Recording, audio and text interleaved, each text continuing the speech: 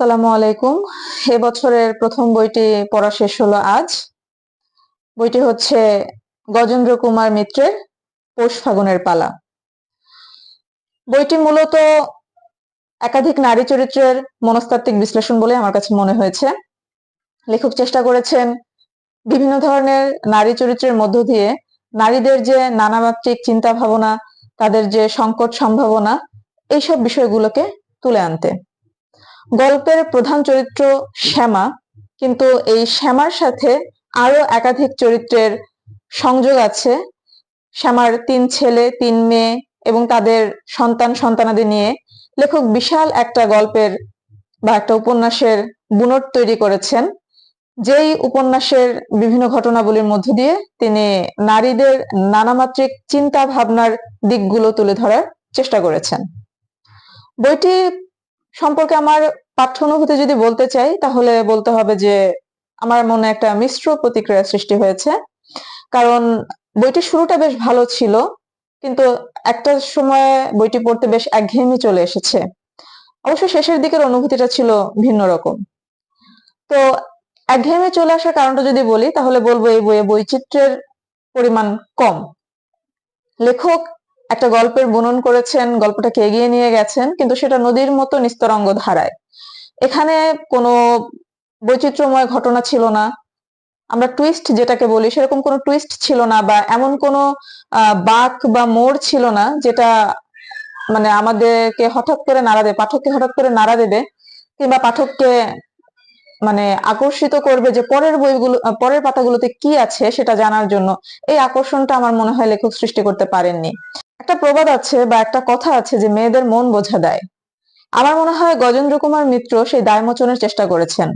একজন নারীর সংসার যদি সুখের হয়, তখন তার মনের মধ্যে কি বিষয়গুলো ঘোরাফেরা করে, বা সে যখন কোনো সংকটের মুখোমুখি হয় বা জীবনসঙ্গীর কাছ থেকে অবহেলা পেলে তার প্রতিক্রিয়া কিরকম হয়, আবার জীবনসঙ্গী যখন তাকে উজাড় করে ভালোবাসে তখন তার মনের মধ্যে কি বিষয়গুলো খেলা করে, এই জিনিসগুলো লেখক খুব সুন্দরভাবে ফুটিয়ে তোলার চেষ্টা করেছেন।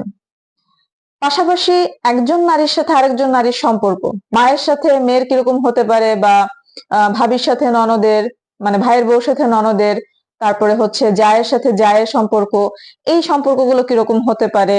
মানুষের যখন স্বার্থের প্রশ্ন থাকে তখন নারীদের চিন্তা ভাবনা কিরকম হয়, বা যারা নিঃস্বার্থভাবে ভালোবাসতে জানে বা অপরের জন্য কিছু করতে জানে, তাদের সংসারের কাছ থেকে তাদের ব্যক্তিগত কি প্রত্যাশা থাকে, বা তাদের কি প্রাপ্তি থাকে, এরকম নানা মাত্রিক দিক লেখক এই বইতে আলোচনা করার চেষ্টা করেছেন।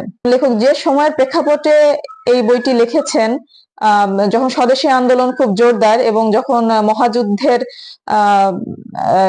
ডামাডোলে পৃথিবীর অবস্থা প্রতিনিয়ত পরিবর্তিত হচ্ছে, ঠিক সেই সময়টাতে ভারতবর্ষের নারীরা কিরকম দিনাতিপাত করছিল, এরকম একটা প্রেক্ষাপটে নারীদের মনস্তাত্ত্বিক বিষয়গুলো কিরকম ছিল, এইসব নিয়ে লেখক বেশ বড় পরিসরে আলাপ করার চেষ্টা করেছেন এবং তিনি অনেকাংশে সফল। কিন্তু মূলত কাহিনীতে বৈচিত্র্য রাখতে না পারার কারণেই বইটা হয়তো অনেকের কাছে একঘেয়ে লাগবে, যেমনটা আমার কাছে লেগেছে। কিন্তু বইটা শেষের দিকে গিয়ে আমি আবেগ আপ্লুত হয়েছি। কারণ লেখক এক একজন, এখানে তো একাধিক নারী চরিত্র আছে, প্রত্যেকের যে সমাপ্তির জায়গাটাতে গিয়ে বেশিরভাগ সমাপ্তি হয়েছে প্যাথেটিক, যার কারণে এটা মনকে নাড়া দিয়ে গেছে। কিন্তু যদি মাঝখানে যদি কাহিনীতে বৈচিত্র্য আরো থাকতো, তাহলে বইটা আরো উপভোগ্য হতো। সব মিলিয়ে যদি বলতে হয় যে কেমন লেগেছে, তাহলে বলবো যে বইটিকে খারাপ বলা যাবে না, বইটি ভালো, তবে অবশ্য পাঠ্যও বলা যাবে না। বইটি না পড়লে আপনার আহামরি কোনো ক্ষতি হবে না, কিন্তু আপনি যদি বিভিন্ন ধরনের নারী চরিত্র সম্পর্কে জানতে চান, তাদের মনস্তাত্ত্বিক বিশ্লেষণ বুঝতে চান, তাহলে হয়তো এই বইটি আপনার জন্য সহায়ক হবে। পাশাপাশি সেই সময়কার জীবনযাপনের একটা চিত্র তো আপনি নিশ্চয়ই পেয়ে যাবেন। অতএব এটা ইতিহাসেরও কিছুটা কাজ করবে। এই উপন্যাসের মাধ্যমে আপনার ইতিহাস এবং মনস্তাত্ত্বিক দুইটি বিষয়ে জানার একটা সুযোগ আছে। তা আমি বলবো, যদি সময় থাকে, আগ্রহ থাকে, পড়তে পারেন। তবে বইটি না পড়লে যে আহামরি খুব কিছু মিস হয়ে যাবে তাও না, অবশ্য পাঠ্য কিছু না, একান্তই হচ্ছে পাঠকের আগ্রহ এবং রুচির উপর এটা নির্ভর করবে বলে আমার মনে হয়। তো এই ছিল বছরের প্রথম পড়া বই নিয়ে আলোচনা। পরবর্তী পড়া বইগুলো নিয়ে আলোচনা করার চেষ্টা করব। এতক্ষণ মনোযোগ দিয়ে শোনার জন্য সকলকে ধন্যবাদ।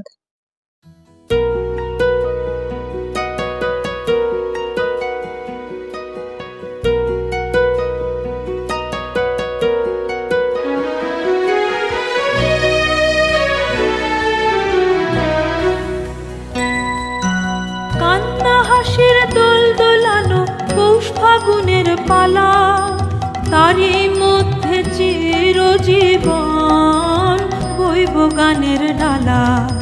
কান্না হাসির দোল দোলানো পৌষ ফাগুনের পালা, তারই মধ্যে চিরজীবন বইব গানের ডালা।